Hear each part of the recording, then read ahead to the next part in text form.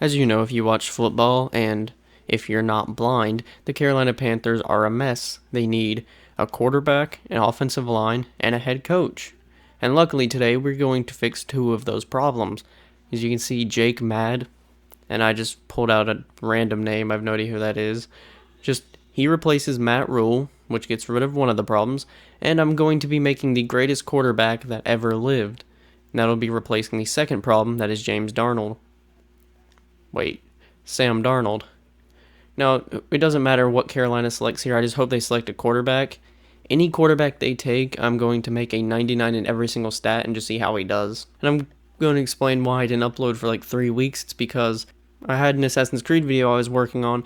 I completely finished the game and got to where I was editing the video, and I ended up just scrapping the entire video because it looked like it was recorded on a baked potato. Not even that, a raw potato still in the dirt. It was just so laggy and it would freeze every 5 seconds. So I decided to end up scrapping that video. So yeah, that's why I have not uploaded in 3 weeks, and they did not take a quarterback. Awesome.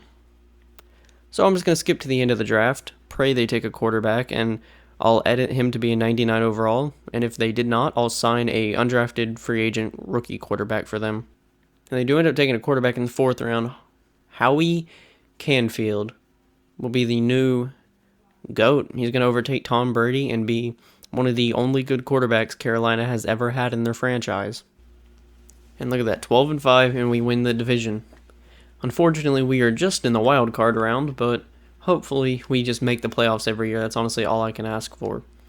And it looks like Howie Canfield finished his rookie year throwing for 4,480 yards, 41 touchdowns, and 10 picks. And why are you back here? I cut you, Sam Darnold. They re-signed him for some reason. And wow, surprisingly, he only got sacked 25 times. I expected around 60.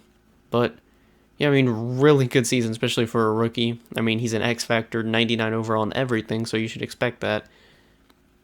And what did he tack on rushing? He had 60 rushes for 366 yards, 6 touchdowns, 2 fumbles, 2 broken tackles. So once again, just extremely, extremely solid. It looks like this... I mean, McCaffrey had 1,500 yards, Hubbard had 300, but 12 and 11 touchdowns between the two. And Dak Prescott actually led the league with 5,100 yards, 38 touchdowns to 15 interceptions. Tom Brady never goes away, shortly behind him with 5,000, 36, 14, and Matt Ryan with 5,000, 35, and 13. And Patrick Mahomes led the league with touchdowns at 43, and then Howie Canfield also threw 41.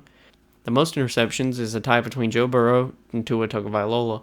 There's no really other eye-popping stats besides Jonathan Taylor rushing for 20 touchdowns and 1,700 yards, and the MVP goes to Howie Canfield. There we go, the rookie beating out Patrick Mahomes, who honestly probably should have won because he was just better in everything, less picks, more touchdowns, and more yards, I believe, as well.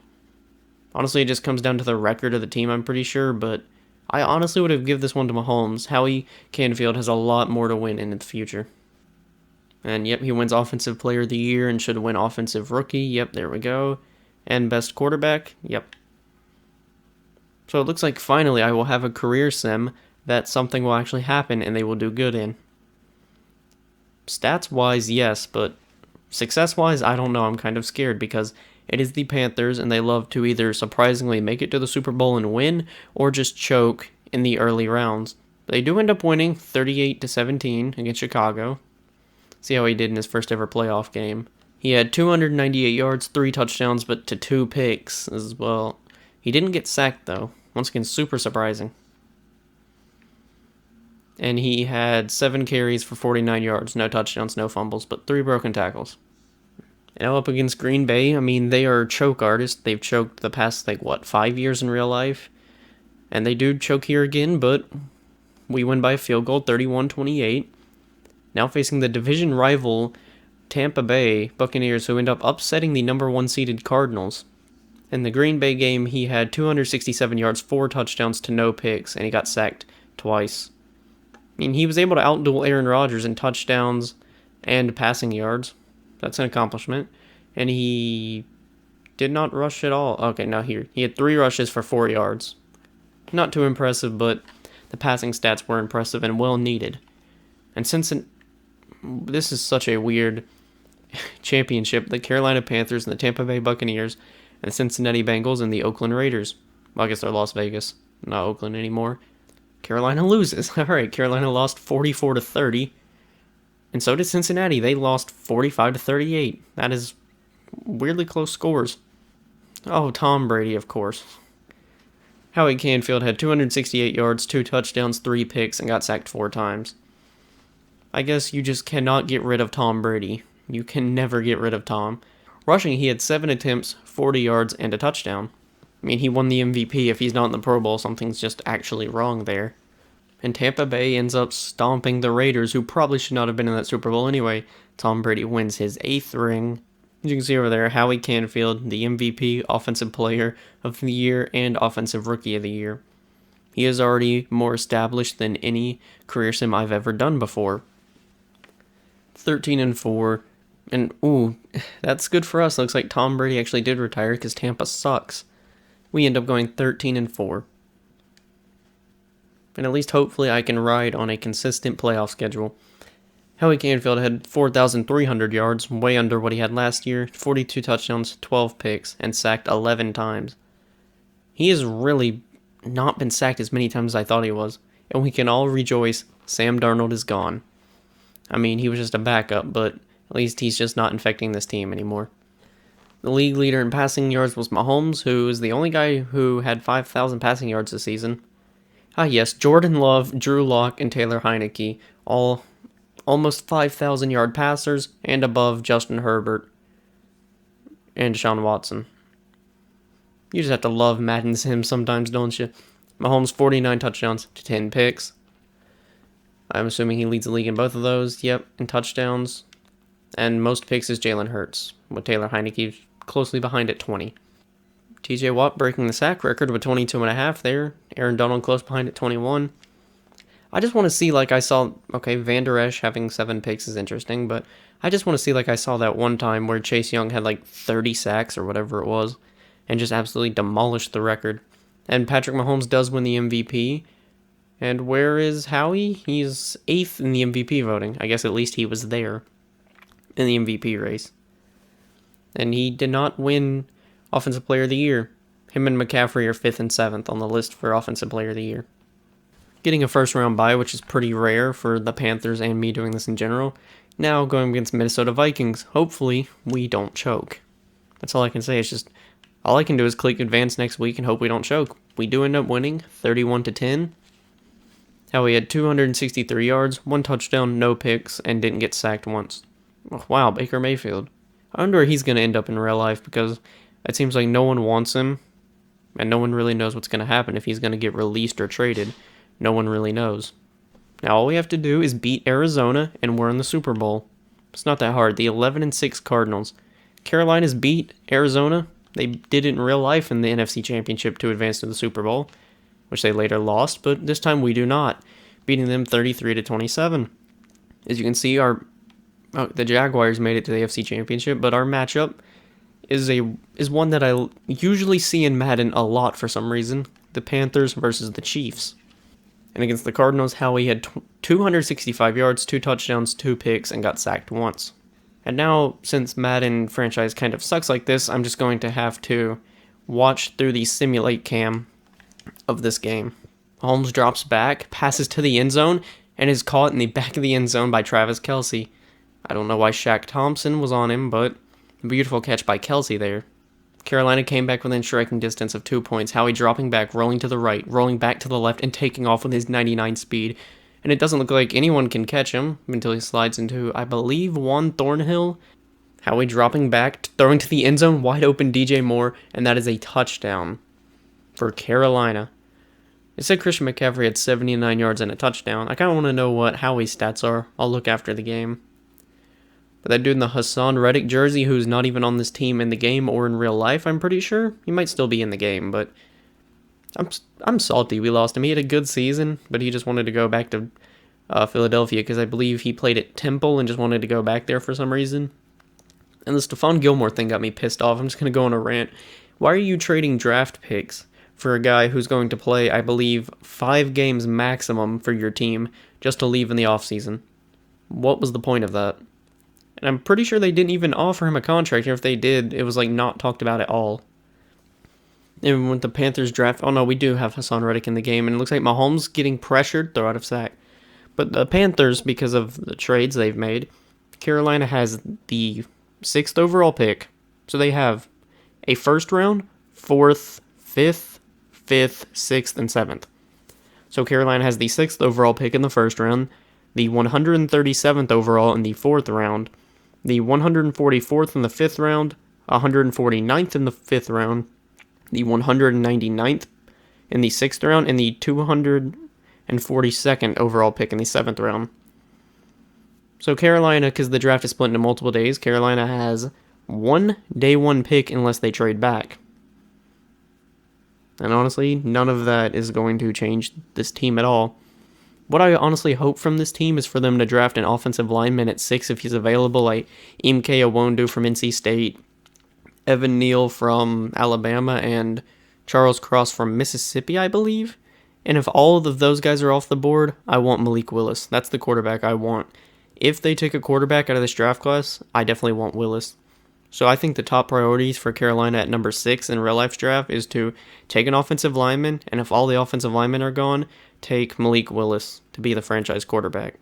Or at least a guy you can build on, and hopefully he'll be better than Sam Darnold, Kyle Allen, Taylor Heineke, any other Cam Newton, any other garbage quarterbacking name that we started in the past couple years. Now it's about to hit the 2-minute warning. The Chiefs are at the 46-yard line. And are they going to snap it? Yes, they are. Right before the 2-minute warning, Mahomes dropping back, scanning the field over the middle of Tyreek Hill, who's now a Dolphin, which is crazy. Because my best friend, he's a Dolphins fan. And it's just kind of weird to see Tyreek Hill leave for Miami. Honestly, I kind of want to see them succeed. I want to see Tua. He's not the best quarterback in the world, but I think he's overhated. I think he just gets way too much hate. And our defense is getting a bunch of hate because they can't seem to cover Tyreek Hill. Another quick snap, Mahomes dropping back, throwing to Tyreek Hill, completely uncovered.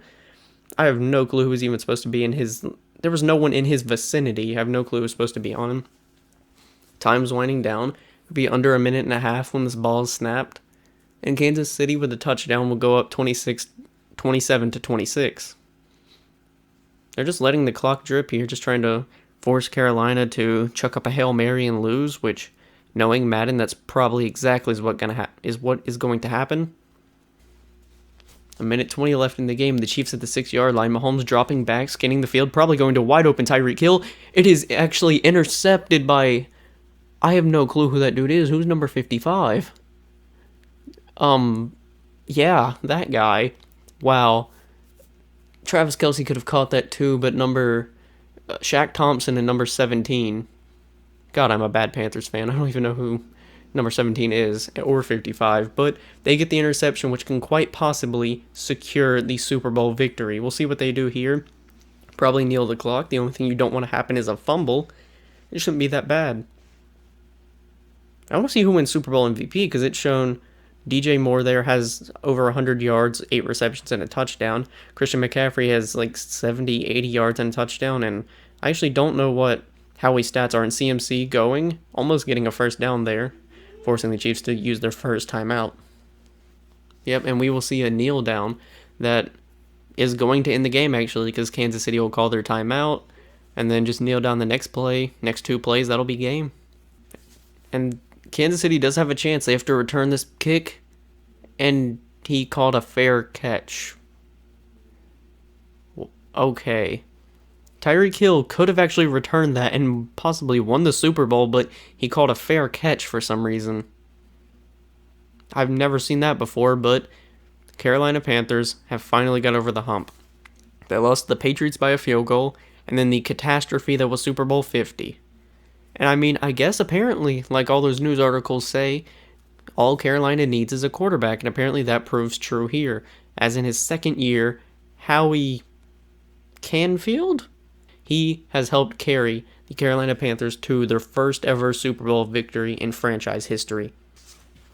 So battling off against the MVP Patrick Mahomes, and I guess the MVP curse continues. Actually, I just kind of realized that Howie Canfield had won the MVP his rookie year and lost in the playoffs to Tampa Bay. in the championship, I actually believe. And then Mahomes won MVP, and he loses in the Super Bowl to Howie. Howie had 17 for 22, 195 yards, a touchdown, no picks. And Patrick Mahomes obviously threw that game-ending pick to... Who did he actually throw that pick to? I kind of want to see who that guy is, because he is the... Okay, Jordan Poyer's here. Jayon Brown. Jayon Brown actually is the hero of the Super Bowl, grabbing that interception tipped off of Travis Kelce. And turns out number 17 is actually DJ Reed Jr., the guy who pushed Kelce into that animation of him popping the ball up, allowing Jayon Brown to actually intercept the ball. Howie had 5 rushes for 26 yards, no touchdowns. But CMC had 21 for 90 and a touchdown, and Chuba had 11 for 48 and a touchdown as well. No, it is DJ Moore, actually. You can see on the right, Jake Matt actually won Coach of the Year. I mean, it looks like everyone's succeeding around as Carolina won their first ever Super Bowl, DJ Moore Super Bowl MVP, the head coach, Coach of the Year, and Howie Mandel, that is not the right guy. Howie Canfield won MVP and a Super Bowl ring in his first 2 years. In year 3, 11-6, and it's beautiful to see them actually win the division every year. We do not get a first round bye. We end up facing the 3-6 Dallas. We end up facing Dallas in the first round. This year in his 3rd season, he threw for 4,668 yards, 41 touchdowns, 13 picks, and got sacked 17 times. And if you're wondering why it says experience 2, it's because his season is technically not over, but if he were to lose in the playoffs and you check immediately after that, it'll go to year 3. On the ground, 55 yards, 315 touchdowns,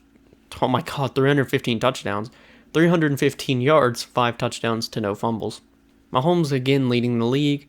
I mean, I made this guy to be better than Mahomes, but it looks like he's just going to be battling him his entire career, which I'm not opposed to seeing another Mahomes and Canfield matchup.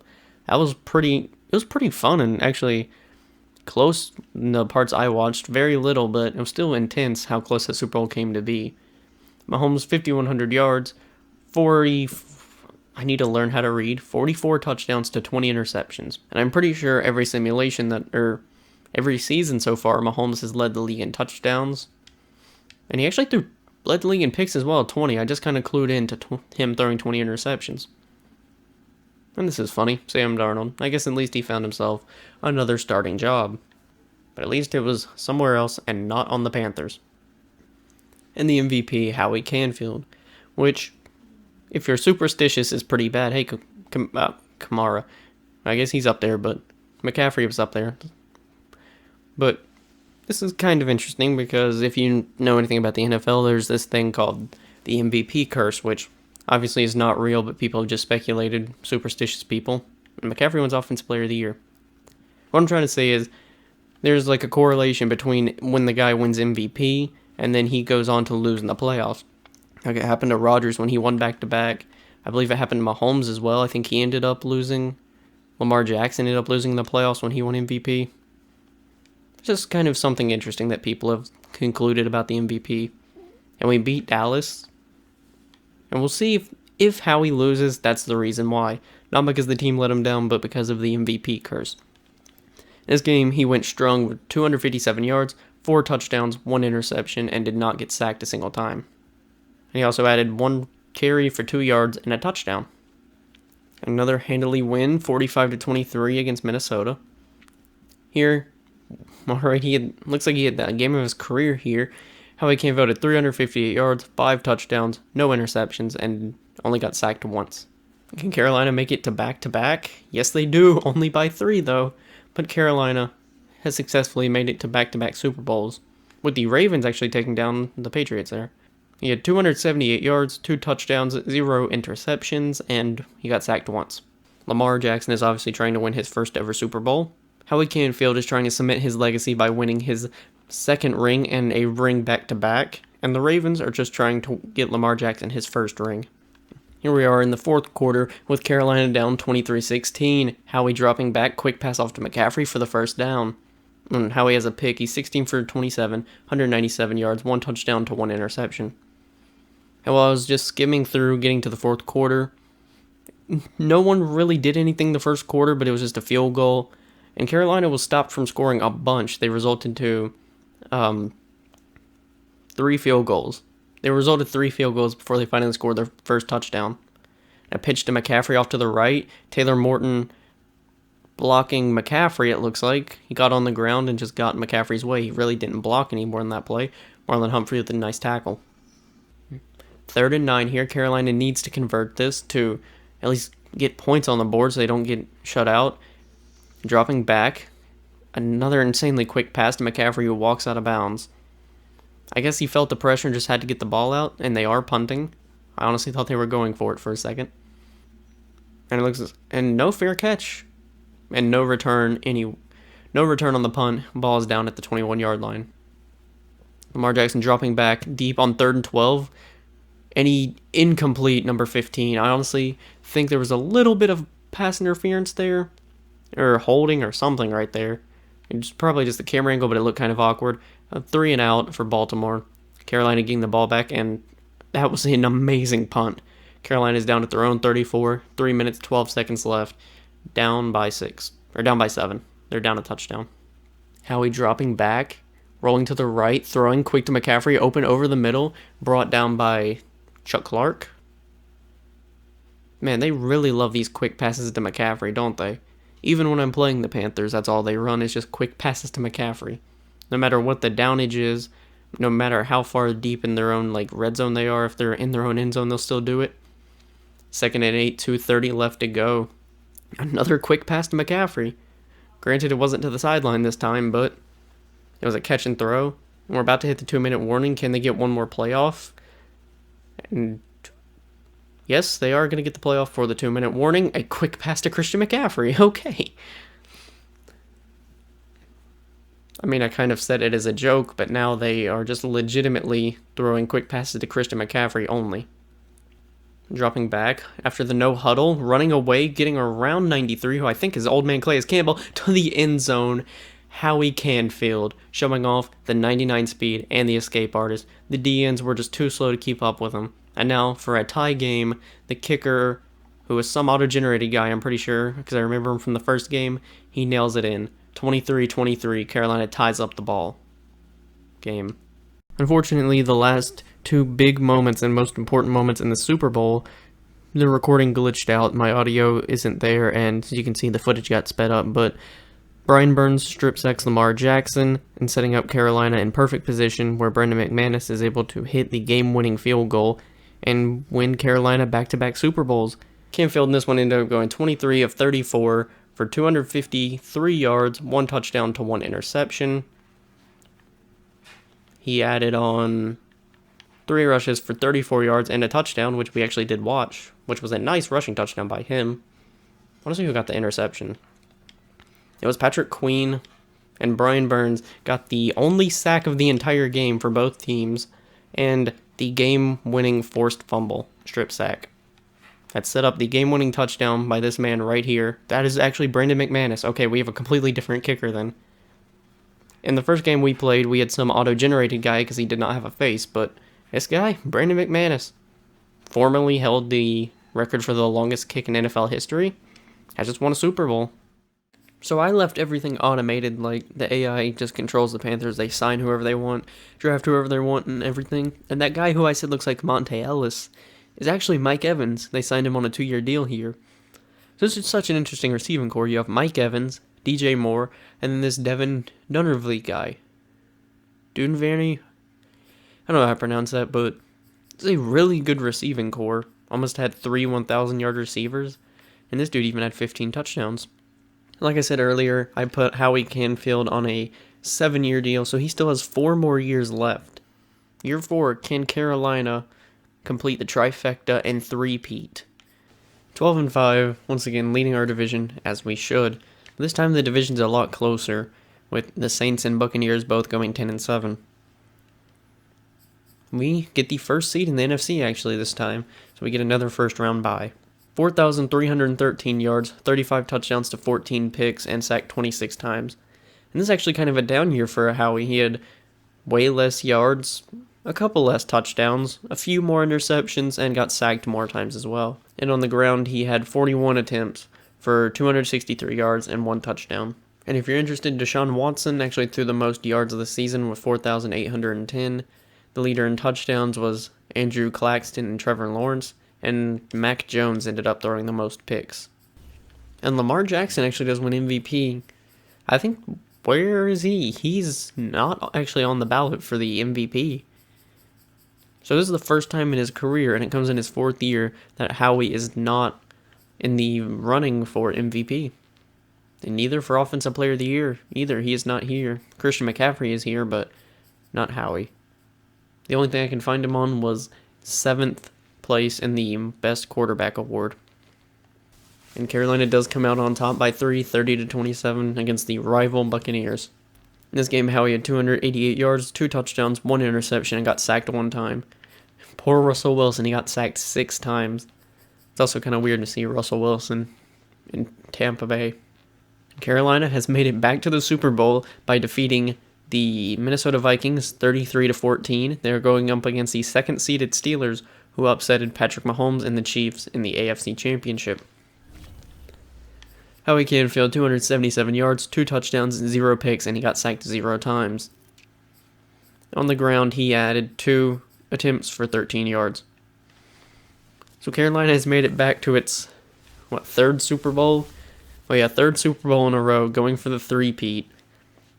And their 5th one ever. Pittsburgh, down 18 points, has done nothing but chew the last 3 minutes off the clock. I don't know what their strategy is, but it's not really how you win a football game when you're down 18 just to chew up over 2.5 minutes of clock on 1 possession. And he throws it right to the defender. It looks like it's going to be a pick 6 for number 35 there. Yes, it will be a pick 6. And that is officially the end of the game. Pittsburgh quite literally threw their chances away at a Super Bowl ring by throwing that pick 6 and also chewing up 2.5 minutes of the clock on that final drive.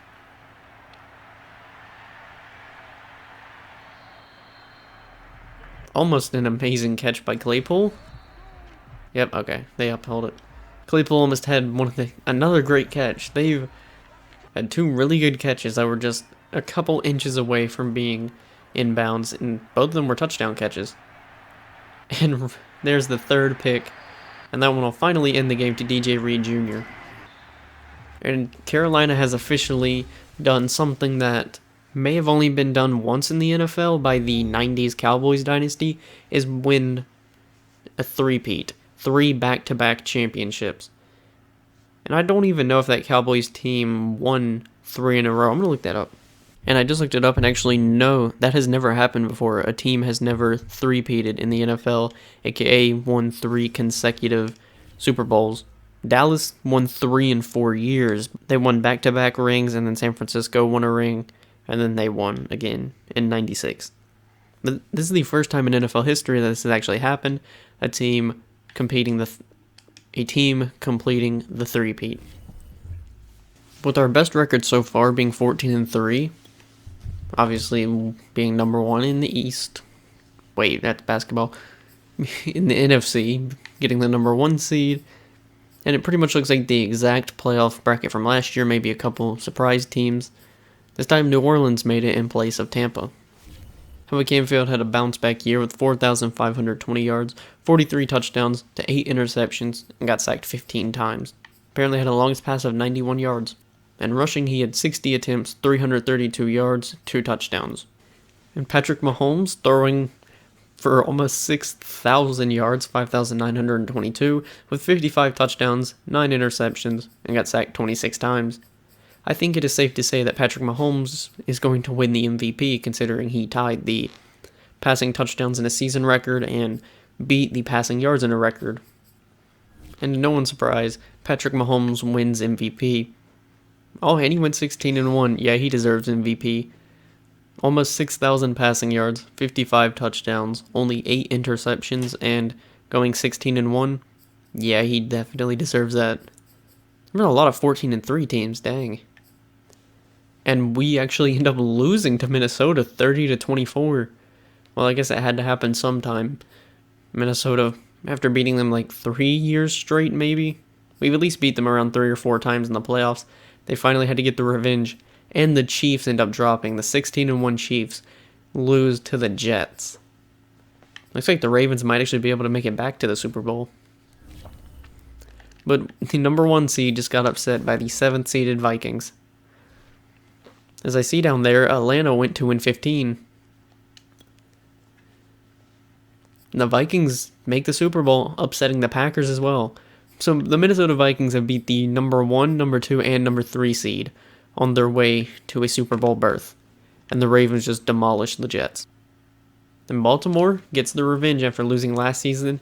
Baltimore ends up coming up clutch and beating Minnesota, who is still yet to win a Super Bowl. I think now they're like 0-6, 0-5 in Super Bowls.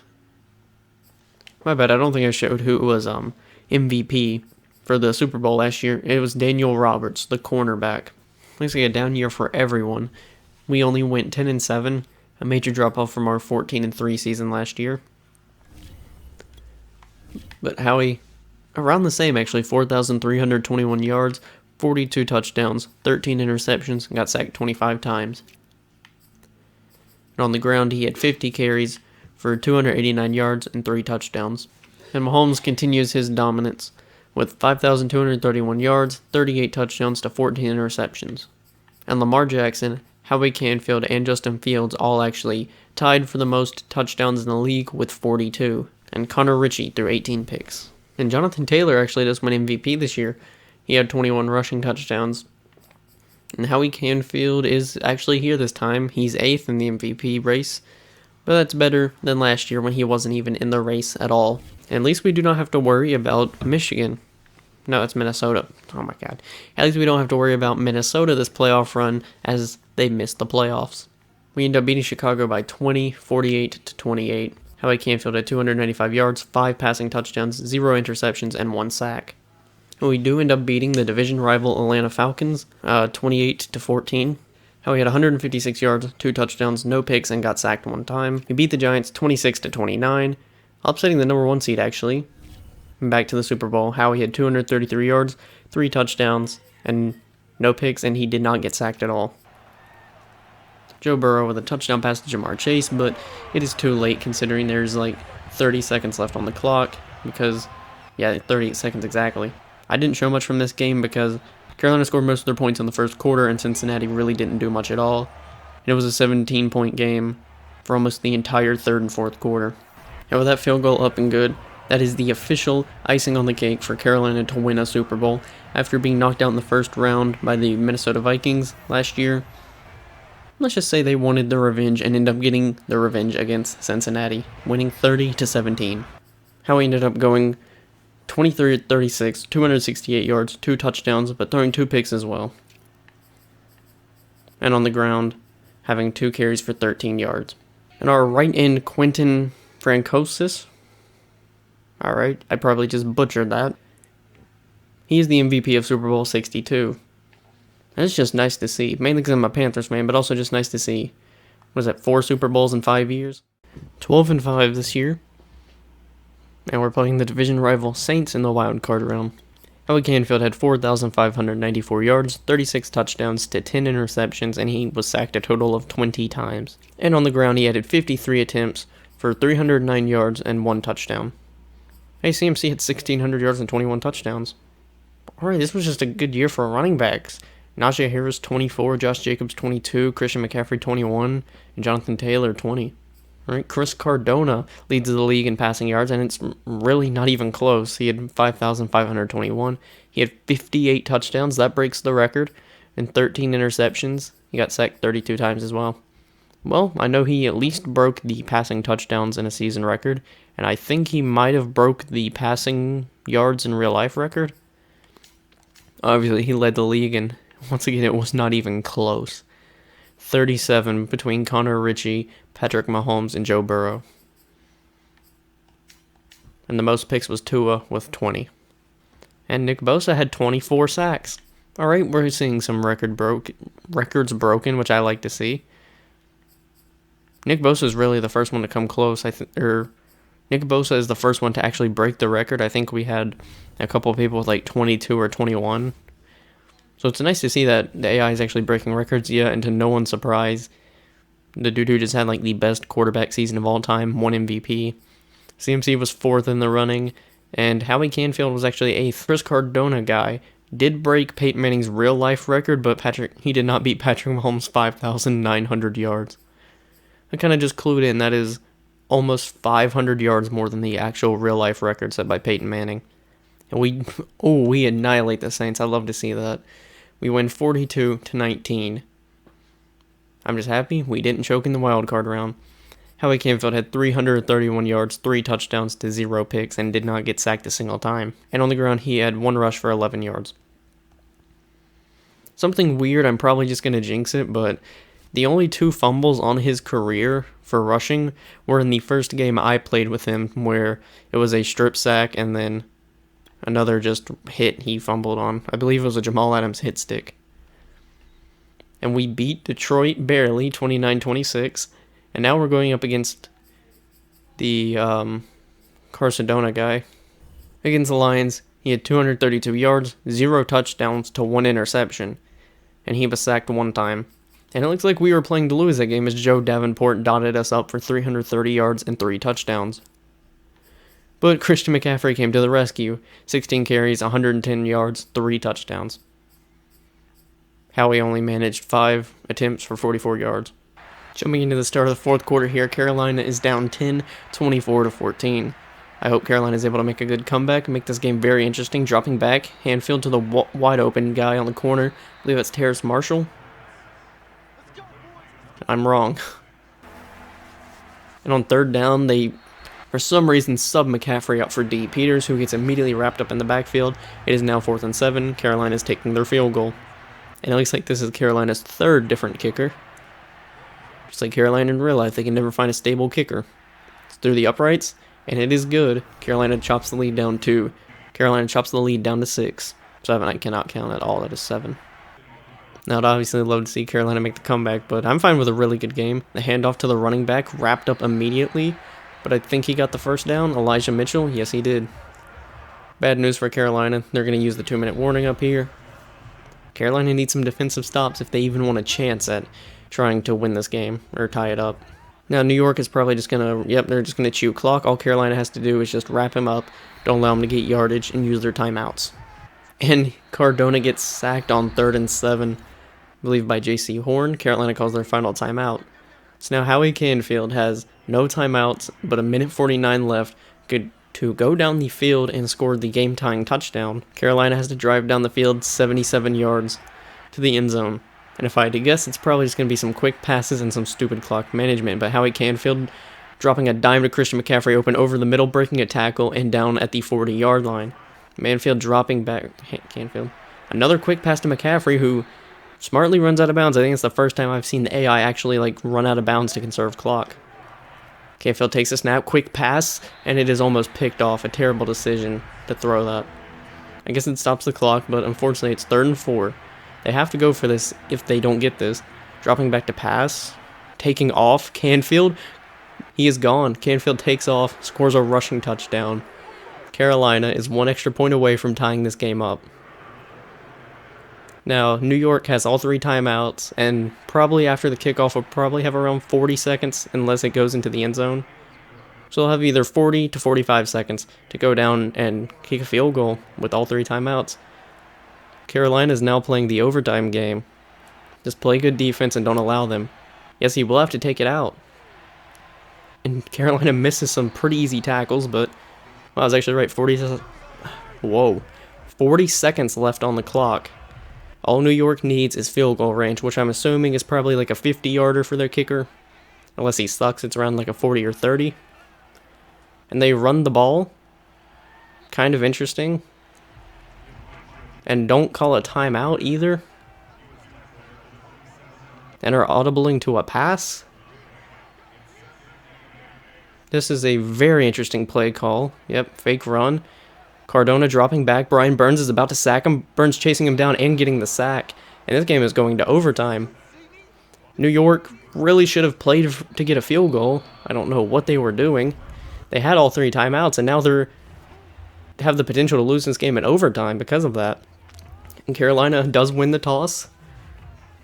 And they elect to receive. All right, so if Carolina goes down and scores, New York's season is over because they didn't try to kick a field goal with all 3 timeouts and 40 seconds left on the clock.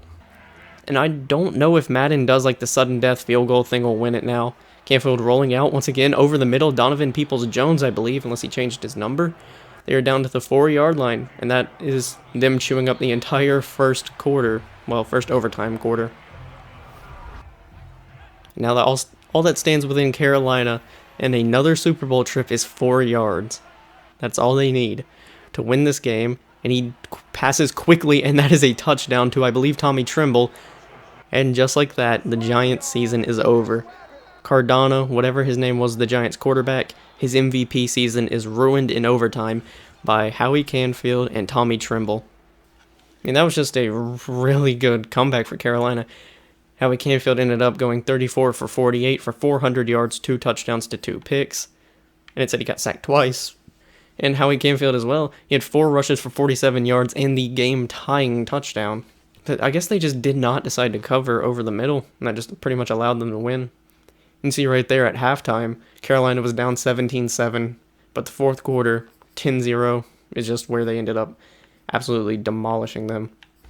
After that electrifying game right there, Carolina barely coming out on top in overtime, 30-24, to play the Tennessee Titans in the Super Bowl. Jumping into the fourth quarter, it is tied 24-24. And Carolina jumped out to an early lead. I believe it was like 24-7 or something like that. Canfield rolling out to the right, sliding to avoid the hit. He has 2 rushes for 10 yards. And they are at the 20-yard line looking to strike again here. And to take back the lead, high pass, Christian McCaffrey up the middle. Christian McCaffrey actually fumbles, and it is recovered by Danielle Hunter? Yeah, that's Danielle Hunter. You know, for a man that has 99 carrying, he fumbles a ridiculous amount. It's insane. Now, with that Christian McCaffrey fumble, Tennessee now holds the ball at the 13-yard line. 3rd and 10, big down here for Tennessee. If I had to guess, it's going to be inside zone with Derrick Henry. No, it's another pass for some reason, even though they have Derrick Henry. Going to the end zone, Morrow with number 15 on him, and it is picked off. And he got his feet in bounds. Really, I did not think Reed got his feet in bounds there, but apparently he did. And that is not reviewed, apparently. Alright. So Morrow throws his 3rd interception of the game. Carolina takes over at their own 20-yard line with 2 minutes and 7 seconds left. Christian McCaffrey gets the handoff up the middle for maybe a yard. Not using the timeouts and just calling hurry up. I mean, I see it. Canfield dropping back, stepping up, feeling the pressure. Tommy Tremble over the middle, 1st down. Doesn't necessarily run towards the sideline, kind of got pushed there by the defender. Okay, no timeout. 5 wide again. Canfield throws over the middle to the wide open Tommy Tremble, getting them down to the 18-yard line. And Tennessee does call the timeout there. I thought Carolina was going to. 3rd and 1, it looks like another Christian McCaffrey up the middle or to the right play. Yep, handoff to the right. And Christian McCaffrey waltzes right into the end zone. 45 seconds left. Carolina takes a 6-point lead. 7 if they get the point after. All they have to do is play some defense for 45 seconds. And Tennessee has no timeouts. So if they run the ball, they're pretty much screwing themselves. And why did he take that ball out? If he just moves out of the way or knees the ball, it's out at the 25. But since he took that out, they are now backed up to their own 10-yard line with no timeouts and now have to go 90 yards to the end zone. Morrow dropping back. He's at his own 1-yard line. Quick pass to Derrick Henry, who does not try to run out of bounds. I mean, I guess he was going towards the sideline, but he could have just ran diagonally and out of bounds. Quick snap for Morrow once again, letting the play develop, throwing off his back foot for some reason. I don't think it's A.J. Brown, whoever that was, caught it. Well, the game would have been over anyway because the runoff would have been too much, but almost an amazing grab there. Morrow dropping back, 3rd and 4, going deep, and it is almost picked off, pretty much throwing a Hail Mary. Now, this is most likely the final play of the game. 4th and 4, 10 seconds left. Morrow letting the play develop, letting them go to the end zone. Brian Burns forcing the pressure. It is a roughing the passer call. Wow, Brian Burns gets a roughing the passer call on the very last play of the game. And that'll move it to, what, a 1st and 10? Yeah, 1st and 10 and throwing 30 or the end of the game. So now they have to go 70 yards for one final play. Now, this is only to tie the game, so they'd still have to play in overtime if they do complete this. Morrow just going to chuck it deep. There's nothing else he can really do. And it almost travels to the end zone, but is not picked off by number 13 because he has no hands. But Carolina, another nail-biting Super Bowl. All of these Super Bowls have been very close. I think the one that wasn't the closest was the Pittsburgh one. But other than that, they've all come down to final drives, like the Baltimore one of the strip sack with Brian Burns, Howie Canfield's rushing touchdown, and I believe like the first one. And then the Tommy Tremble catch, the Christian McCaffrey rush to the edge. They've just been good games, and that's honestly just all I've wanted out of this video, to make a 99 overall player just actually get good gameplay footage for once, and it be interesting. Howie Canfield this game went 23 of 37 for 254 yards, 1 touchdown to 1 interception. And Easton Morrow had 3 interceptions, which was just his downfall. The one at the back of the end zone really didn't matter that much, and I mean, it still counts as an interception. And it gave Carolina the ball, which they ended up scoring on that drive. And no, C.J. Henderson with 2 interceptions ends up winning Super Bowl MVP. Now, that was probably our best playoff run because that was a really good and close Super Bowl. And we defeated the MVP in that insanely close game that ended up going to overtime. But yeah, in this one career sim, Howie Canfield has helped Carolina win 5 Super Bowls. Something no one in NFL history could do before him. So he ends up re-signing a 6-year deal for $173 million. Looks like he likes Carolina and is here to stay. So they'll at least have him locked down until he has been in the league for 13 years. Which is good news for every Carolina fan, because no matter if whoever he loses, he'll turn them into at least a solid receiver like Kevin Dunn here, 1,000 yards, Derek Jenkins, 900. 12-5, that seems like Carolina's favorite record, but hey, it gets the job done and wins the division. I saw over there on the right that Cardona is back. Howie Canfield, 4,628 yards, 39 touchdowns to 9 interceptions. He got sacked 19 times, and on the ground added a total of 36 attempts, 226 yards, no touchdowns this season. Okay, I don't understand why Madden makes McCaffrey fumble so much, because he has to have an insanely high carrying rating. Yeah, he has 99 carrying. It's boosted +5 somehow. But he fumbled 3 times this year. Chris Cardona with another 5,000-yard season, 46 touchdowns, and only 8 picks. And now, well, Trevor Lawrence had 46 as well.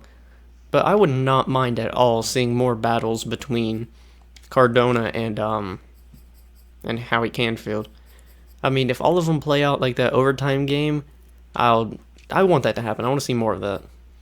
Yes, 26.5 sacks for Martin Hayward here, and Micah Parsons almost breaking the record in real life, actually. Just 1 short of that, and I mean, 6 is a lot of picks for one guy, but not as much as 26.5 sacks. And no surprise, Chris Cardona wins back-to-back MVPs, actually, and Howie Canfield was 8th in the running again. We lost to the 9-8 Chicago Bears by 3. Well, there's Carolina choking, like they always do. What went wrong this game? Howie Canfield even had 307 yards, 3 touchdowns, 1 pick, and got sacked 4 times. What went wrong? Did we just not have a running game? CMC, 13-56, no touchdowns and a fumble. Canfield didn't even attempt a rush this game. Chris Cardona gets his ring. They end up beating the Ravens 24-19, and Marcus Shelby, the middle linebacker, was Super Bowl MVP. I mean, we didn't win any awards. We lost in the wild card. It's just was not really a good season for us at all.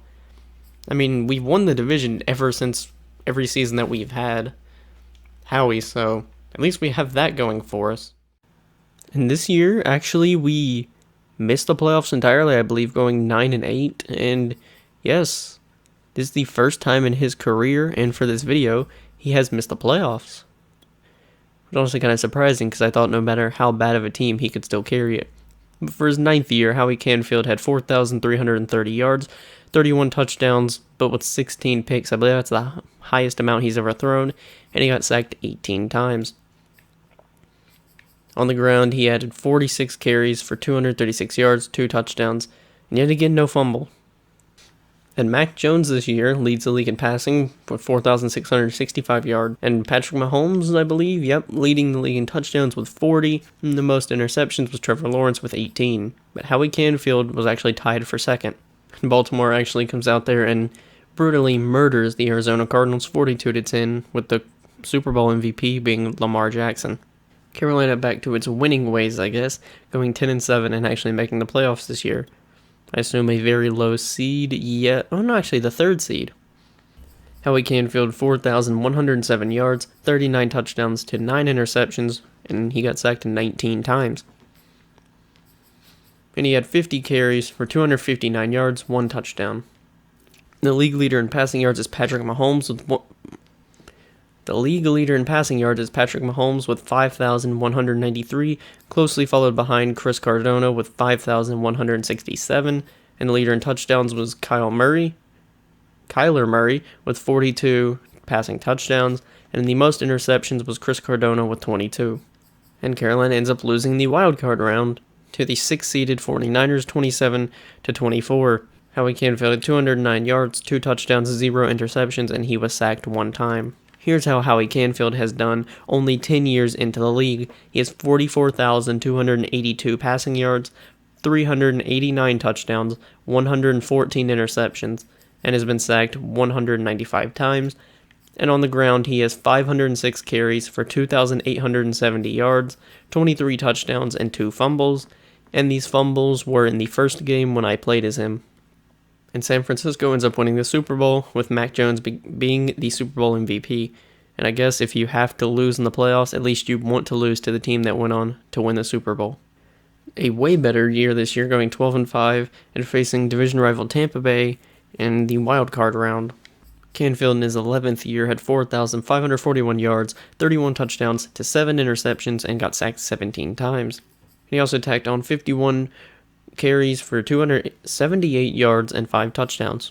Patrick Mahomes continuing his reign of dominance with another 5,000-yard season, 43 touchdowns to 6 interceptions. And I think I know who won the MVP. But Andrew Claxton actually had the most touchdowns in the league with 44. The most interceptions was a tie between Lamar Jackson and Stephen Bankston. Carolina ends up winning 42-38 against Tampa, a close game, almost choked once again to the 6th seed, but Howie Canfield was not going to let that happen again, throwing for 373 yards, 5 touchdowns, 0 interceptions, and he did not get sacked a single time, and on the ground adding 4 carries for 32 yards and another touchdown. So in this game he had 6 total touchdowns. Howie really did not want to lose to the 6th seed once again. And they win against Philly 28-17. Facing off the 7th-seeded Green Bay Packers, who upset the number 1-seeded Giants 31-6. And the number 1-seeded Patriots lost to the 6th seed 21-17. Howie once again had a really good game of 245 yards, 2 touchdowns, no picks, and he did not get sacked once. And on the ground, he added 4 attempts for 7 yards. Jumping into the 4th quarter of the NFC Championship with a trip to the Super Bowl on the line, the game is 10-9. Carolina has possession. They no longer have Christian McCaffrey. I don't think I mentioned that, but Carolina is down one of their best players, which I'm honestly kind of even more shocked that they were so bad, because he was like a 1,400, 1,500 yard consistent rusher. Crucial 3rd down here. Looks like a handoff. Yes, it is a handoff out the middle to number 19, who gets the first down. Carolina. That's Beasley. Carolina is just slowly marching down the field, chewing as much clock as they need to. 3rd and 5. Carolina going with the empty backfield here. Canfield takes the pass. Looking, rolling out to his left. Back in the end zone. His foot was not in bounds. That is going to get reviewed and overturned. He got 1 foot, but the other foot was not down, unfortunately. Yep, okay, so it is now 4th and 5. Carolina taking their field goal, which causes Green Bay to go down the field and score a touchdown, because that'll put this game... It makes it a 4-point game, is what I'm trying to say. Brian Burns getting the sack on a crucial 1st down, and they do call hurry up. Once again, down 4. They need a touchdown here. Number 5 dropping back. Brian Burns there again, forcing The incomplete pass. Whitaker dropping back to pass. 3rd and 17. The pressure's there. Brian Burns and the other guy, but Devontae Adams reject. Number 18 there catches the ball. Still not going to use that timeout. I mean, alright, I see it. Whitaker dropping back again. The pressure is there. Rolls out. Throws it away. 51 seconds left on 2nd and 10. Brian Burns destroyed his blocker. Big loft, and number 11 actually caught it. Wow. It's like I'm actually watching a Panthers game. That defender is getting absolutely mossed. So now Green Bay has to get 3 yards in 43 seconds with a timeout. And the quick pass to number 11, who just mossed the guy. He does get it. Number 11 might have just punched Green Bay a ticket to the Super Bowl. The 7th seeded Green Bay Packers might have punched a ticket to the Super Bowl. But Carolina has all 3 timeouts. Around probably 35 seconds after the kickoff if they take it out. So now Carolina is in the spot Green Bay was just in, but they need a field goal to tie the game. 36 seconds left, all 3 timeouts. But if I had to guess, they're going to have to get around to the opponent's 30-yard line just to get in the kicker range. Howie Canfield throwing to the wide open guy, number 86, gets all the way down to the 30-yard line. Carolina smartly calls a timeout. Now Howie Canfield does have bazooka. That was just what the game gave him, so I stuck with it. But I did edit his abilities to make him even stronger. Canfield, a quick pass over the middle to number 8, wide open, getting the first down, and they are at the 17-yard line. It looks like Carolina's going to go for broke here, go for the touchdown to try and seal the game away. Canfield dropping back to pass. Does have bazooka activated, rolls to the right to the wide open 82 over the middle, who dives into the end zone and gets it. That was about 4 plays Carolina just scored in, showing why they can be so electric, and they now go up 4 points once again, this time leaving 18 seconds left on the clock and making it a 4-point game. 14 seconds left, 1 timeout, in the same situation as last drive where they have to score a touchdown. This time it's going to be to win the game. Whitaker dropping back, standing in the pocket, looking like he's going for a Hail Mary, takes the dump off quick pass, and it is actually intercepted by number 16, and he is going to take it back for 6 to put a statement on the game. 2 seconds left. Carolina has officially won this game. That pick 6 just put it in the board. That was the first turnover all game, and it was a very important one to put the nail in the coffin on the 7th-seeded Green Bay Packers championship dreams. And now we get to face the Colts, who I believe were the 6th seed. They upset the number 1 seeded Chiefs, it was. No, the number 1 seeded Patriots and the number 2 seeded Chiefs they ended up upsetting. So the Colts in this playoff run have upset the number 1, 2, and 3 seeds on the route to the Super Bowl. So it's the 3rd-seeded Panthers versus the 6th-seeded Colts. Canfield dropping back to pass, throwing to 19 out of the backfield for the, what I would say is game-sealing touchdown, because the Colts have not shown much sign of life in this game. 4th and 15, this is definitely the game right here if the Colts do not pick it up. Bennett dropping back to pass, getting rushed by Brian Burns, almost got to him, 57 almost got to him, deep pass, chucking it to the end zone one-on-one, and it is intercepted by Wall. He gets the interception and the game-sealing pick. Carolina has won another Super Bowl. This one probably isn't going to have much in it just because there wasn't that much. I mean, I jumped in the 4th quarter, watched Carolina chew clock and score a touchdown, and then the Colts throw away their chance at coming back. There you go. I believe that is number 5 that Howie Canfield and Carolina have won. Howie Canfield went 28 of 34 for 341 yards, 3 touchdowns to 0 interceptions. He had 1 carry for 7 yards and a touchdown. 4 total touchdowns. I think Howie Canfield has finally won another Super Bowl MVP. Has he actually won one at all now that I think about it? I don't know if he's won a Super Bowl MVP. Yep, and Howie Canfield wins Super Bowl MVP. Carolina has won their 6th Super Bowl, actually, so that is number 6. I thought it was less. So after missing the playoffs in 2030, and then losing to the 7th-seeded San Francisco 49ers, Carolina is finally back on top and winning another Super Bowl. I just checked, and that is actually Howie Canfield's second only Super Bowl MVP. DJ Moore won the Super Bowl MVP in the first one we ever won. Then Howie Canfield won it. And then the cornerback Daniel Roberts won it. Then it was the right end Quentin Francosis and CJ Henderson. And then it comes full circle with the Super Bowl we just watched play out and Howie Canfield. I'm kind of surprised he only has 2 of them. I mean, he should have won that one that C.J. Henderson won, but it's just because he had 2 interceptions and one of them at the very end of the game. But he definitely deserves more than only 2. And wow, 7-10, I believe our worst record, and definitely division-wise, we did the worst, finishing 7-10. And it seems like year 12 hit Howie Canfield pretty hard, but still very consistent out there with 4,376 yards, 24 touchdowns, 18 interceptions, and 23 sacks. Lower touchdowns and more interceptions than last year and previous years probably helped to the fact that we were terrible. He had 43 attempts for 246 yards and no touchdowns. Chris Cardona leading the league with 5,317 passing yards and leading the league also in touchdowns with 42. And most interceptions goes to Wes Ambrose, Scott Skinner, and Howie Canfield at 18. Indianapolis Colts have ended up upsetting, I think it was the 3rd seed Buccaneers, and winning the Super Bowl, getting revenge in losing to Carolina last year. And Percy Ellerby, the middle linebacker of Super Bowl MVP, making the playoffs 10-7, tied with the Saints, but we're playing the Buccaneers in the playoffs. So did all 3 of us make it? Yes. 3 out of the 4 teams in the NFC made the playoffs. Now all we can do is hope we do not get upset by the number 7 seeded Buccaneers. We have lost the 7th seeded before, but it'll just make the loss much worse if it is to a division rival. Howie Canfield, 13 years in the league, 4,348 yards, 32 touchdowns to 16 interceptions, and 43 carries for 231 yards and 2 touchdowns. Lamar Jackson surprisingly led the league in passing yards with 4,971. League leader in touchdowns was Johnny Kirkland with 45. And the most interceptions goes to James Ballmer with 21.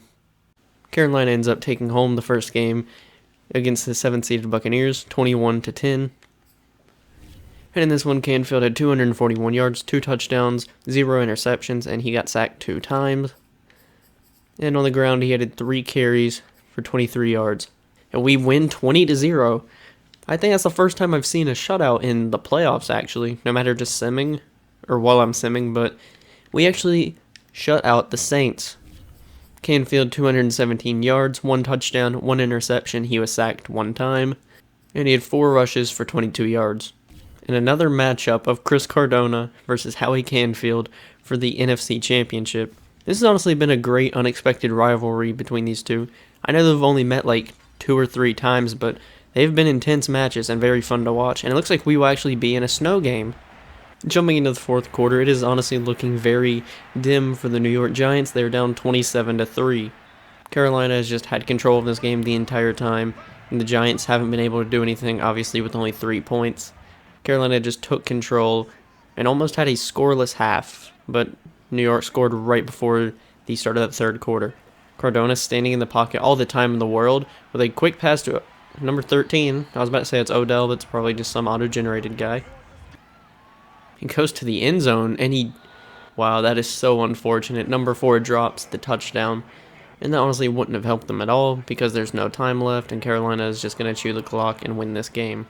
And the Panthers end up taking care of business, beating the New York Giants 27-3. Canfield went 19 of 25 for 2 touchdowns with 0 interceptions. He had 8 carries for 54 yards. And we end up getting a rematch of Super Bowl 38 with Carolina versus the New England Patriots. This is the first Super Bowl rematch we've had that actually happened in real life, because Carolina was only in 2 Super Bowls at that point. Jumping into the 4th quarter, New England is up 20-10 to Carolina, and New England does have the ball. I think this is one of the first times Carolina's actually been down at this point when we've been simming. They're usually up, or at least down a little bit, and Joe Burrow is a Patriot, alright. He's pretty old by this point, but I didn't think I would see that. So it is going to be the battle of the number 9 quarterbacks, Joe Burrow versus Howie Canfield, to see who is the better quarterback to wear number 9.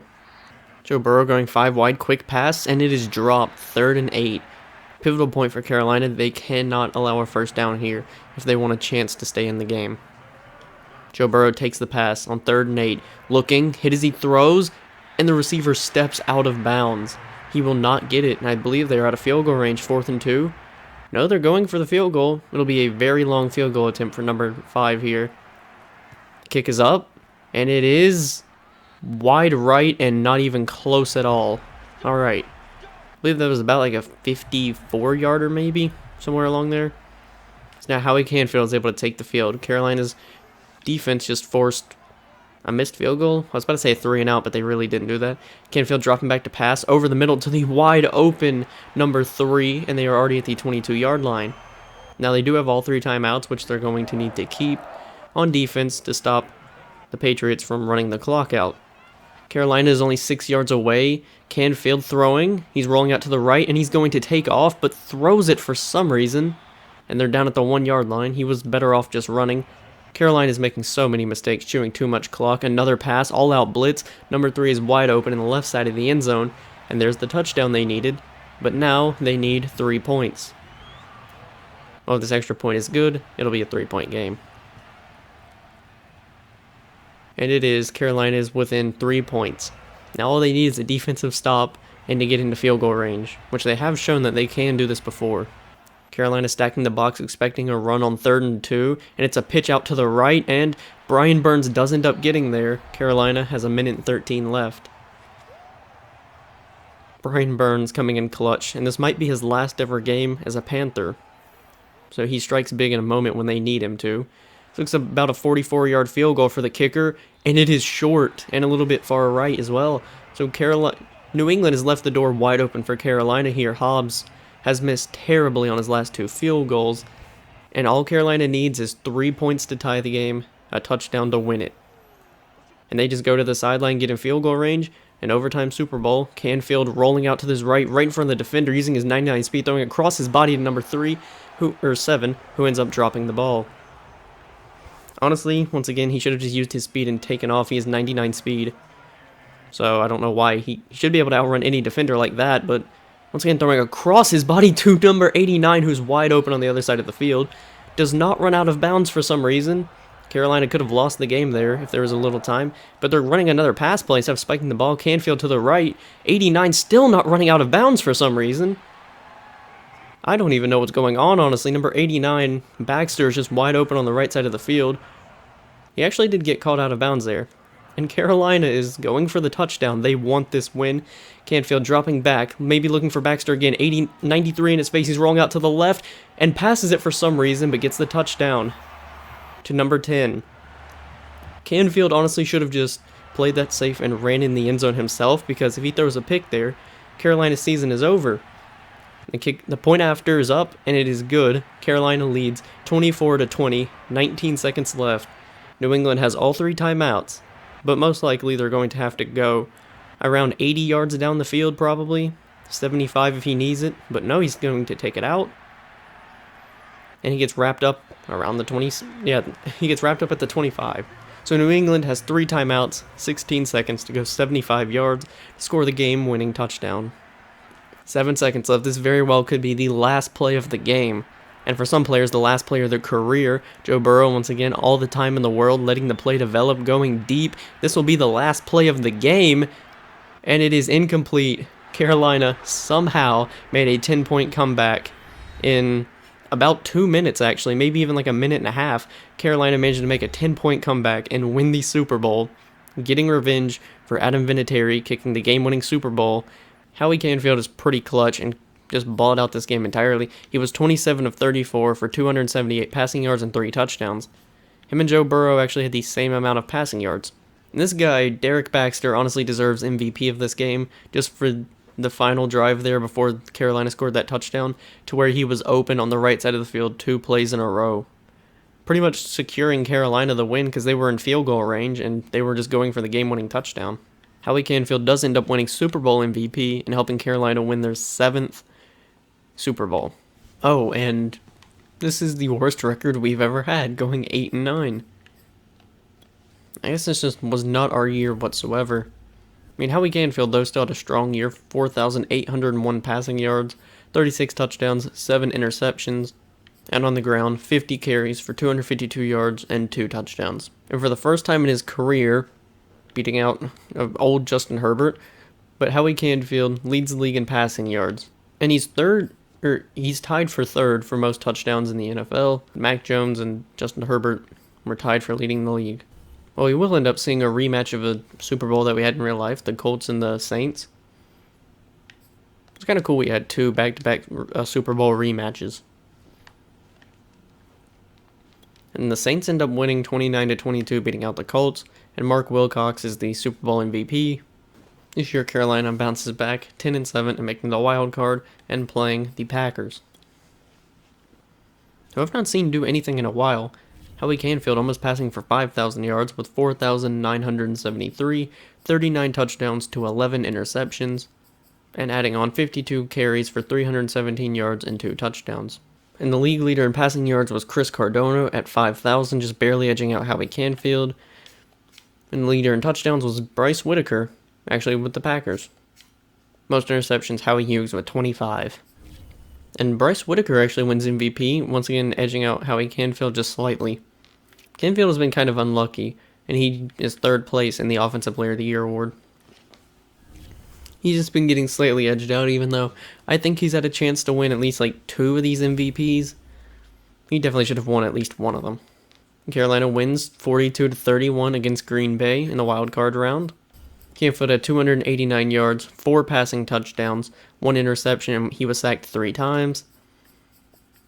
On the ground, he had 6 carries for 10 yards and a touchdown, so 5 total touchdowns that game for Canfield. And we win 28-7, and facing the Cardinals for the AFC Championship. And Canfield 210 yards, another 4 passing touchdown game, no interceptions this time, and he got sacked twice.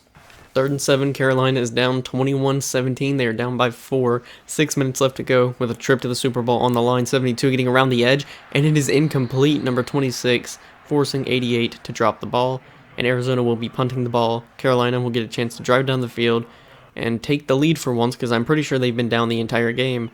While I was just simming it, at one point I saw they were down 21-7. They came back quickly and scored a field goal and then a quick touchdown before halftime.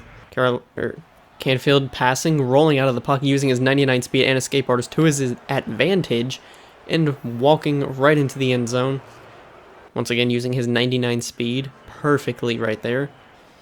And if this PAT is good, it'll be a field goal game. It is up, and it is good. Carolina leads by 3, 24-21. Now, Arizona essentially has 4 timeouts here. They have their 3 timeouts and then the 2-minute warning, and all they need to do is get into field goal range to tie the game and a touchdown to win the game. I mean, I would kind of just let the clock chew down. Brister going deep, it looks like, taking a shot to the end zone. Number 45 had the step and most likely the touchdown, but an overthrow by Brister kind of, it doesn't really cost them, but that's just a play Arizona has to hit on. I mean, that's literally just a free touchdown right there. They can trust their defense to make a stop. 45 does catch this one over the middle for about 5 yards. Arizona elects to use their first timeout. Brister dropping back to pass, stepping up in the pocket, the throwaway on 3rd and 6, when he could have just ran the ball himself. That was an interesting play call. Now forced to go for it on 4th and 6 here, and not in the best of spots. Brister dropping back to pass, rolling out to his right, running back to the middle of the field, and it's a pick because he threw a little bit of crossbody. And number 32 will not get a pick 6, but a great return for Carolina. McGee getting the ball down to the 20-yard line. Carolina can chew clock and just go up another score here, which will force Arizona, if they do get the ball back, to score a touchdown and not tie the game with a field goal. To the middle of the pocket and then through crossbody. And number 6 getting in the end zone, and that should be the icing on the cake for Carolina to book a trip to another Super Bowl. And they will either be facing the Patriots, who they just beat in the Super Bowl 2 years ago, or the Ravens, who they have beaten the Super Bowl before. Howie Canfield went 23 of 30 for 242 yards, 2 touchdowns, 1 interception, and he had his only carry of the game was the 12-yard touchdown run that we watched that helped put Carolina up, and the Baltimore Ravens end up upsetting the Patriots by 3, so we get a Super Bowl rematch of the simulation of Carolina versus Baltimore. So we are getting a rematch of Super Bowl 59, where Carolina ends up edging out the Ravens 26-23. Carolina had an insanely strong third quarter. The game was 20-7 at the start of the third quarter. Now you can see the score. Carolina is down 3. So Carolina managed to score 10 points and hold Baltimore to 0 points in that third quarter, looking to complete the comeback here. But unfortunately on 3rd and 2, number 15 had no one in his zip code. He's able to run up the middle for an easy first down. And yes, that quarterback for the Ravens is in fact Lamar Jackson. So we have the same 2 quarterbacks that met off in Super Bowl 59. which was Lamar Jackson and Howie Canfield. They were both still around playing quarterback for their respected teams. Lamar Jackson running the screen pass, number 15, fumbles. Number 5 forces 17 to fumble, and number 90 just drunkenly stumbled over there and fell over. At Carolina gets kind of bailed out there. Baltimore was just marching down the field, about to score. Carolina at their own 12-yard line, down by 3 with 3 minutes left to go. And Howie Canfield using his legs just like Lamar Jackson, finding number 8 over the middle for about 5 yards. Carolina has 2 minutes and all 3 of their timeouts to at least get into field goal range or to go for the game-winning touchdown. Canfield another quick pass over the middle to number 6. I mean, slants works. The AI never covers it. Even the AI abuses it. That's how you know it's broken. Canfield probably going to dump it down to Baxter. No, he's going deep. And number 8 almost caught the moss, but honestly, once again, the best play is there just to take off because you have 99 speed. No linebackers are going to be able to catch you. Canfield, quick pass over the middle to number 6. I feel like I've said that 4-5 times this drive already. Carolina using their first time out.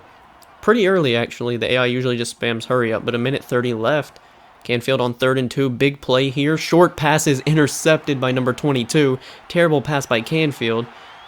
And he gets just absolutely bullied by number 22. That has to be embarrassing. Throwing the interception on 3rd and 2 and then getting stiff-armed by the guy who intercepted the ball. And add insult to injury, the Ravens kick that field goal, making it 23-17, and Carolina losing their first ever Super Bowl. They've had it where they didn't make the Super Bowl, obviously, or make the playoffs entirely, but this is the first Super Bowl that they made it to and lost, because Howie Canfield kind of sold on that last drive. He was 20 of 34 for 260 yards, 1 touchdown, and then the game-losing interception. And on the ground, he had 1 carry for 5 yards. I seen multiple plays, especially on that 3rd down play and a couple plays before that, to where if he rolls out of the pocket and just runs for the first down, he gets it. And Lamar Jackson finally got his revenge on Carolina for beating him in Super Bowl 59. Howie Canfield has 67,321 yards, 551 touchdowns, 173 interceptions, with a career pass completion percentage of 68%, and 745 carries for 4,194 yards, 34 touchdowns. Howie Canfield in 15 years has 11 Pro Bowl appearances, won NFC Offensive Player of the Week 5 times, and I think I've discovered this is only for the season that it shows and not the entirety of his career, I guess. He led the league in passer rating 1 time and led the league in passing yards 1 time as well. And in 2022, he won the MVP, Offensive Player of the Year, Offensive Rookie of the Year, and the Best Quarterback. And in 2024, he won the MVP, the Best Quarterback, and in 2026, he won the Offensive Player of the Year and the Best Quarterback award. And he also has 7 Super Bowls, 8 NFC championships, and 19 yearly awards. As year 16 comes to a close, the Panthers missed the playoffs, going 8-9. Howie Canfield, 16 years into the league, has 4,572 passing yards, 41 touchdowns to 9 interceptions, and on the ground, 45 carries for 294 yards and 1 touchdown. League leader in passing yards was Bryce Whitaker, throwing for 4,990. League leader in touchdowns was also Bryce Whitaker with 43, Howie Canfield close behind though, and the most interceptions in the league was Stephen Bankston and Brandon Ferguson with 17. And the winner of the MVP is Howie Canfield. I really did not expect that. I mean, Bryce Whitaker had more yards, more touchdowns, and I think maybe 4 more interceptions than Howie Canfield. Honestly, I think Bryce Whitaker got upset. This honestly should have went to him and not Howie Canfield. And Howie Canfield also takes home the Offensive Player of the Year. And the Rams end up winning Super Bowl 72 against the Bills. And Tyler LaMontagne is Super Bowl MVP. And Howie Canfield, as you can see on the right, won MVP and Offensive Player of the Year. And for year 17, Carolina leads the division going 9-8. Actually, a 3-way tie for the division of 9-8. We make the wild card and go up against the Packers, who we have faced off a lot against in this simulation, mainly in the wild card round, actually. Howie Canfield had 4,567 yards, 35 touchdowns to 12 interceptions. And on the ground, he had 55 carries for 363 yards and 3 touchdowns. League leader in passing yards was Chris Cardona with 4,811. The league leader in touchdowns was Jackson Barlow with 44. And the league leader in interceptions was Derek Wilson with 17. Carolina ends up losing 21-18 to Green Bay in the wild card round.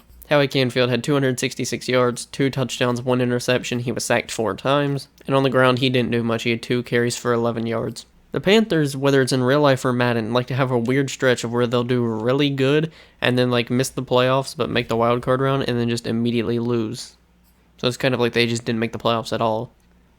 Well, if you're going to lose to someone in the playoffs, at least let it be the Super Bowl champions.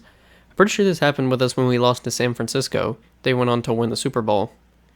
Now the Packers win, and the cornerback Vernon Southward, MVP, Super Bowl MVP, and the MVP of the regular season was Jackson Barlow. Alright, now this makes a bunch of sense, doesn't it? Carolina ends up releasing Howie Canfield at 40 years old, even though he is still a 99 overall quarterback. And Carolina doesn't have a quarterback. This kind of just doesn't make any sense, but getting released 40 years old, I kind of understand it, but he's still strong and can play, so he's being brought right back to Carolina. Carolina goes 7-10, missing out on the playoffs. Now we'll see if they actually kept Howie Canfield or released him. And actually did keep him, surprisingly. And look at that, why would you release him? I signed him back, and then he is not a career year, but a really solid year throwing for 4,678 yards, 42 touchdowns, 13 interceptions, and adding on the ground 49 carries for 293 yards and a touchdown. Nelson Thomas leading the league in passing yards with 5,053. The league leader in touchdowns was Howie Canfield, tied with Brody Schaub.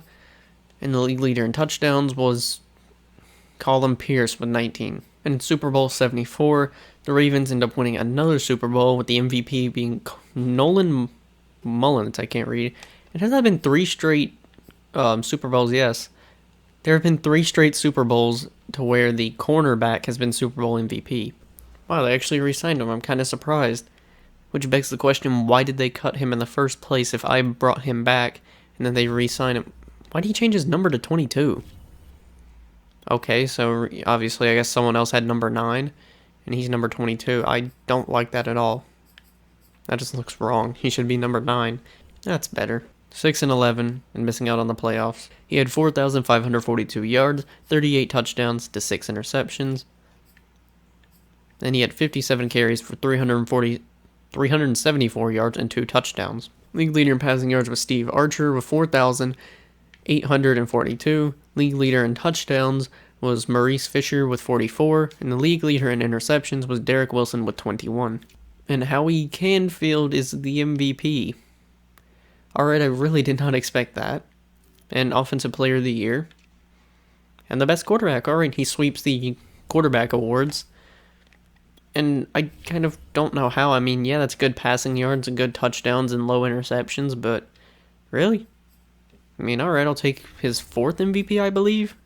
And Super Bowl 75. Super Bowl 75 is a easy win for the Seahawks, and Shaquille Waller, the cornerback, again. Yeah, that makes it 4 years in a row. Yeah, 4 years in a row, a cornerback has won Super Bowl MVP, and Howie Canfield was the MVP and Offensive Player of the Year. They've just continuously given him 1-year deals worth $50 million per year. And actually, he's not here, so I'm going to check free agency. Once again, he's coming off an MVP. I don't care how old he is. If the man just came off an MVP, you shouldn't release him. That'd be like releasing Tom Brady after he won the Super Bowl. Yep, 42 years old, but he's still here. Looks like he's coming right back. Howie Canfield ends up going 4,657 passing yards, 33 touchdowns to 7 interceptions, and running the ball, he had 53 carries, 346 yards, and 2 touchdowns. League leader in passing yards was Devin Zimmerman at 5,102. Most touchdowns in the league was Kevin Torres at 38, and the most interceptions was Emmett Frazier with 19. Okay, no, there's no way he won MVP with these stats. I mean, these just aren't MVP level stats. Only 4,600 yards, 33 touchdowns, 7 interceptions. I mean, it's good, but he completely missed the playoffs entirely, and his team his team sucked. There's no way around it, but he didn't lead the league in passing yards. I mean, I guess he was kind of close. That's like, what, 7th? I don't know, in touchdowns he was kind of close. And he wins Offensive Player of the Year and he sweeps the awards yet again, winning MVP, Offensive Player of the Year award, and the Best Quarterback award. And in 20 years in the league, he's officially spent 2 decades in the NFL. He has 90,337 passing yards, 740 passing touchdowns, to 220 interceptions, with a pass completion percentage of 67%. And on the ground, he has 1,000 carries for 5,864 yards, 43 touchdowns, to 2 fumbles. Look away, Vikings fans, even in Super Bowl 76, you guys still have yet to win your first ever Super Bowl. I tried to say NFL championship, but to win your first ever Super Bowl, losing to the Titans 34-20, and finally a non-cornerback wins. This time a quarterback wins, Kevin Torres, for the Titans' first ever Super Bowl. And Howie Canfield was MVP, Offensive Player of the Year. And in his 20-year career, Howie Canfield has 11 Pro Bowl appearances.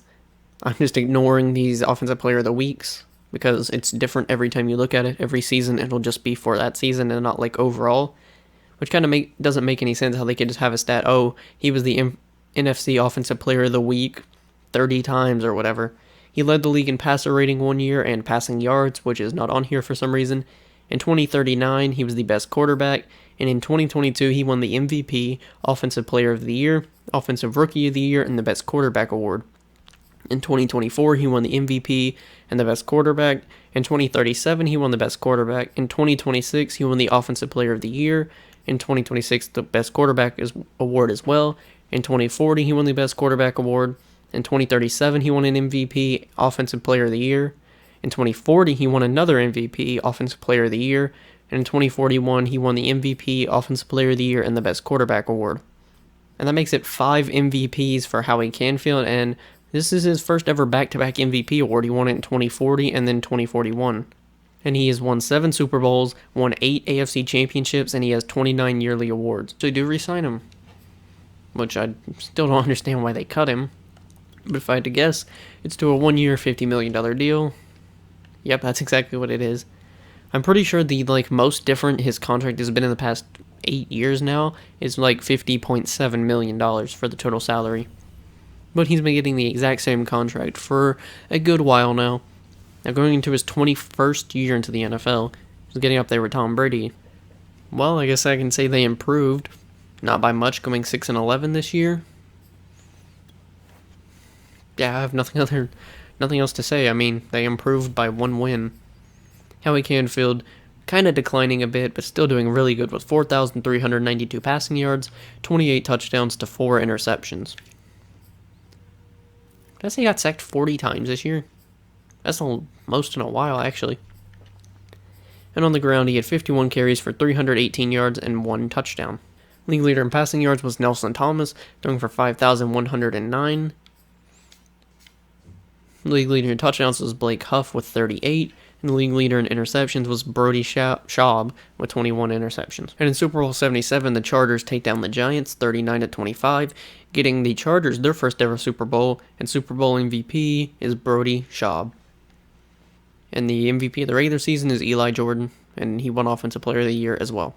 Well, Carolina released Howie Canfield. He's still 99 overall in everything, still an X Factor, but he's 44 years old. So what I'm going to do is, since he's a free agent, I'm going to advance to the regular season, and if no one signs him, I'm just going to make Carolina sign him, and he will be back in Carolina for his 22nd NFL season. 22nd NFL season, all of them with the Panthers. Now granted, they have tried to cut him 3 times, but looks like he will not be leaving anytime soon. How old even is Tom Brady? Isn't he 45, going on 46 now? Because he came out of retirement to play with Tampa again. I don't understand how Tom keeps getting away with that. I honestly think when Tom Brady kisses his son, he just absorbs his son's life force because he's 45 years old but still out there playing at an MVP level. And wow, we actually make it back to the playoffs, going 10-7 for once, winning the division, and we are facing Dallas in the wild card round. I think it's the first time in 5 years we've made the playoffs.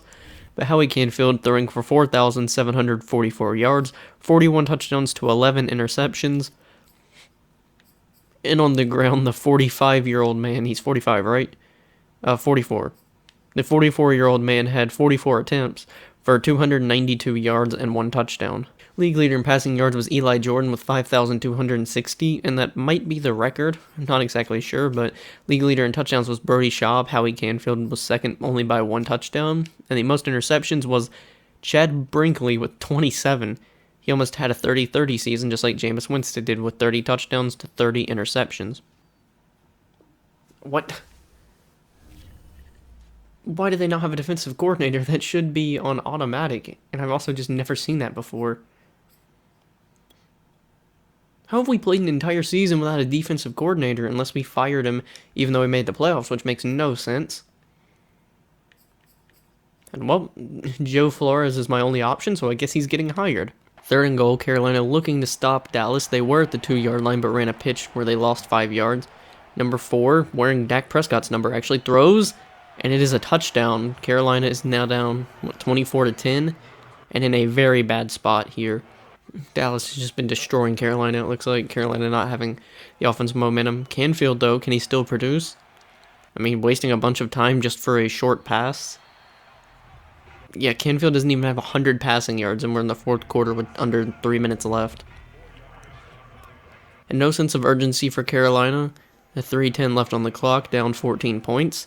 So they need to score a touchdown and then get a stop. Canfield throwing to wide open number 1, though. And he's finally reached over 100 passing yards this game. And that seems like a really dumb move because just use the 2-minute warning as your 4th timeout on defense so you can help get a stop easier. And number 58 is just bullying that tackle. Wide open in the end zone, number 1, though. It looks like the left tackle it would be sucks because number 58 is just demolishing him. He's not a superstar or anything like that either. Kick is up, and it is good. Carolina is down 7 points. They do have all 3 timeouts and a decent amount of time on the clock. This is the biggest play in the game right here, 3rd and 6. Dallas needs to convert or Carolina will get the ball back with probably like a minute 40 left. Dallas dropping back, fake Dak Prescott over the middle, and he gets it. That might be game, considering he got that. Carolina has no timeouts and Dallas can just milk the clock. Yeah, that's going to do it. That 3rd and 6 right there just cost Carolina its season. And also not moving with much urgency on offense also kind of screwed them. Howie Canfield went 15 of 22 for 176 yards and a touchdown, scoring his only touchdown in, I think, half his yards on that drive where they scored the touchdown. And rushing, he had 5 attempts for 28 yards. In Super Bowl 78, the Chargers beat the Seahawks 27-24, and Lamar Trapp was the MVP. And the MVP of the regular season was Nelson Thomas, and the Offensive Player of the Year was Howie Canfield. And it looks like after 22 years in Carolina, Howie Canfield finally decides to jump ship and go to the Arizona Cardinals. I honestly was not expecting him to leave at all, but yeah, he was from Carolina from the point he got drafted in the 6th round. In 2026, no. Okay, it's kind of weird. I guess he's been in the league so long that his stats do not go back to when he was drafted, which would have been in like 2021. He would have been in the draft class that's actually happening in Thursday when I'm recording this. The NFL draft is Thursday. He would have been in that class. But I guess it just doesn't go down that far for some reason. Oh wait, I know it's EA and they put minimal effort into every game, so that's why. Well, Carolina makes the playoffs at 9-8 somehow. And watch Arizona miss the playoffs. No, they actually went 14-3 and I hit the wrong button. So I guess by that we can see that Arizona gets the best. Arizona is the number 1 seed. So yeah, Arizona is the number 1 seed going 4-13. At 13-4.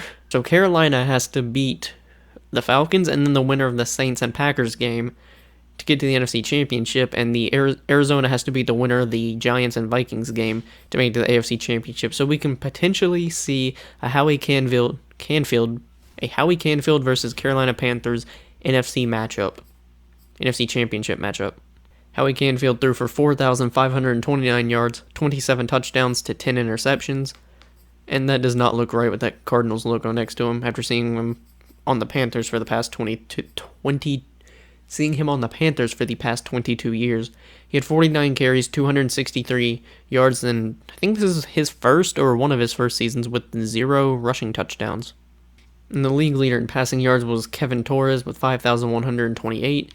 and the most touchdowns in the NFL as well, with 42. The most interceptions goes to Alexander Kyle with 22. And looks like my dreams are crushed pretty fast because Carolina loses in the first round 22-14, so we will not be able to get the NFC Championship matchup of Howie Canfield versus the Panthers. And a really good looking game right there. Arizona barely wins 45-42 against New Orleans. Howie Canfield had 210 yards, 5 touchdowns to 0 interceptions, and he did not get sacked. But it looks like Mark Wilcox went off, throwing for 452 yards, 5 touchdowns, but the 3 interceptions is, I guess, what cost his team the game, even though it was insanely close. And on the ground, he had 4 carries for 12 attempts. What? 4 carries for 12 yards. Howie Canfield throwing for 243 yards, 3 touchdowns, 0 interceptions, and he did not get sacked. On the ground, 5 carries for 15 yards. Nothing too special. So Super Bowl, what was it, 79, I believe? Yes, Super Bowl 79 is the Arizona Cardinals versus the, not Oakland Raiders, Las Vegas Raiders. Now, sadly, since I'm Carolina, I cannot watch this game, so we're just going to have to advance the week and hope for the best.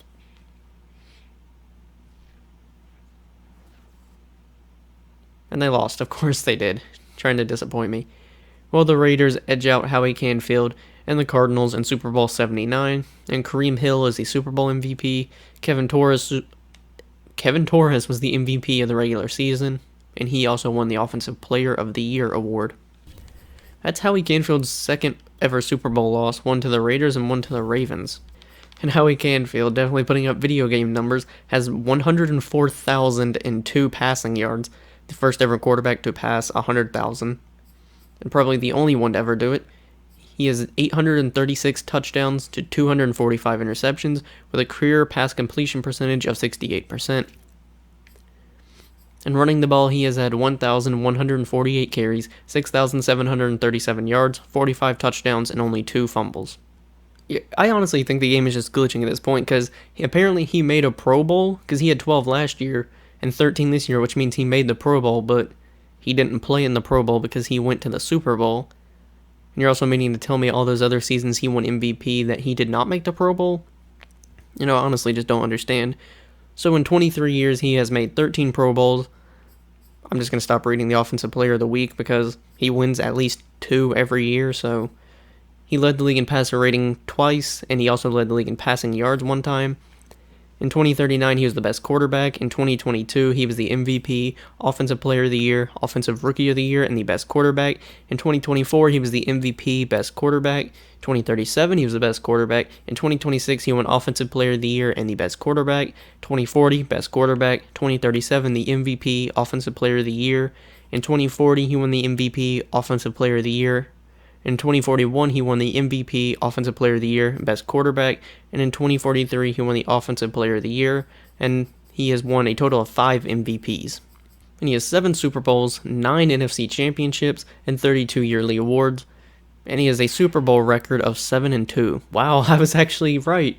Howie Canfield, after 23 years, calls it a career, and I will show me reading out his career stats and his career attributes. That's not the right word, his career awards, and his little legacy leaderboard, which is the only way you can see how many Super Bowls and NFC Championships he has won. At least, he's finally retired, first of all, but Howie Canfield had 1 season with Arizona, absolutely hated it, and then decided to call it quits. But as you can see, he beats Tom Brady by a little bit on the all-time passing yards, with 104,002 passing yards, obviously most ever in a career. Out of anyone, no one is even close to that. And passing touchdowns, once again, no one is even in his league. He has 836 passing touchdowns, and those are both records that are probably going to stay for a long time. But surprisingly, he is not top 10 for most passing yards in a season, or passing touchdowns in a season, I believe. Yeah, so the man who holds the all-time record for most passing yards in a career and passing touchdowns in a career is on neither list of the most passing yards or the most passing touchdowns in a single season. I would definitely say Howie Canfield's career was a success, considering he won 7 Super Bowls, 5 MVPs, and retires as the all-time leading passer and the all-time passing touchdown leader as well, throwing over 100,000 passing yards and over 800 passing touchdowns. This was a fun video, and I'm probably going to do it again with a defender, maybe like a D-end or something like that. But I hope you enjoyed. If you liked the video, subscribe. It helps out a lot. I want to thank you for watching.